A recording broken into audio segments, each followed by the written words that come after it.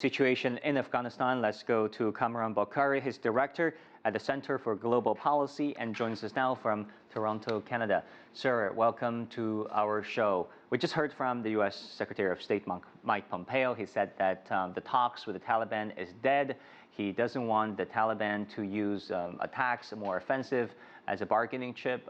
President Trump said pretty much the same thing, that the talks are canceled, at least for now. Why do you think there has been such a determined response from the White House?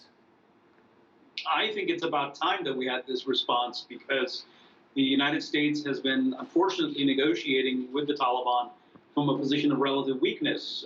We see the Taliban on the negotiating table while their commanders and their operatives are engaged in terrorist attacks across the country. So there had to be this response. And I'm surprised that the United States has not engaged in counterstrikes. So I think that this is the right way to move forward, is to sort of pull away from the table and then, force the other side to, end the violence and make some serious concessions. Negotiations are all about concessions.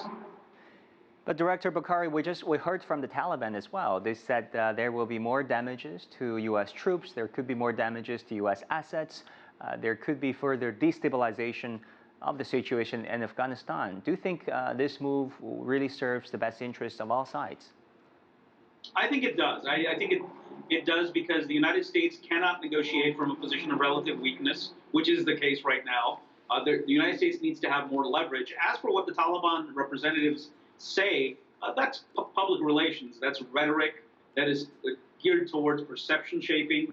And I think we should pay little attention to what they're saying and focus more on what they're doing.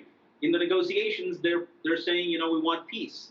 But where is the evidence that they are going to disassociate from transnational terrorist entities like Al-Qaeda and others? And so we need to see that kind of evidence. Frankly, I'm very pessimistic that the Taliban can actually disassociate themselves from international terrorism, because that is the basis for any agreement. And if that's not being met, then negotiations aren't going in the right direction. Then with the U.S. Not inviting the Taliban and the Afghan government to the U.S., to Camp David, what do you think will happen next for the Afghan peace process, if there is one? Yeah, I think what has happened is now that the conversation is no longer official, public, direct. I think the conversation has slid back into the back channels, where the behind-the-scenes conversations are taking place between the United States and Taliban representatives. And for the public and official talks to resume, there has to be an understanding that they need to get past this deadlock. The deadlock is that the Taliban are engaged in violence, and they need to back down on that. B, which is more important, is that they need to provide some commitments and verifiable commitments that they will honor their end of the bargain. They want U.S. troops to leave. Well, they need to show that they can deliver on their part. Kamran Bokhari, Director at the Center for Global Policy, thanks so much for your insight.